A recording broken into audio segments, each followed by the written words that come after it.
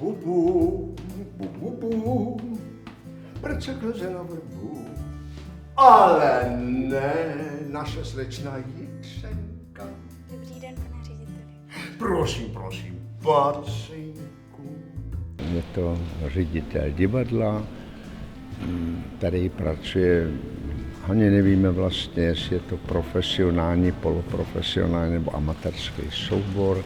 Jako každý ředitel divadla je velice důležitý, má tam režiséra. Herko, co se to tam děje? Co se to tam děje? Já nevím. Nevíte. Nevím.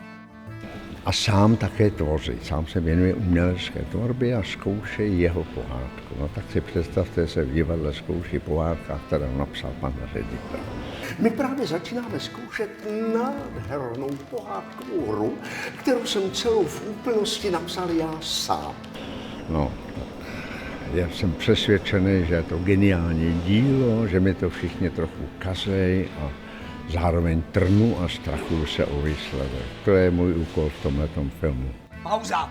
Co pauza? Žádná pauza nebude. Zkoušejte dál. A co máme si tak zkoušet? No třeba to druhý dějství. To na zámku. Včera jsem viděl ten balet těch halapartníků. To byla urážka v kosu. Fraška. To se nepovedlo. Takhle jsem to nenapsal.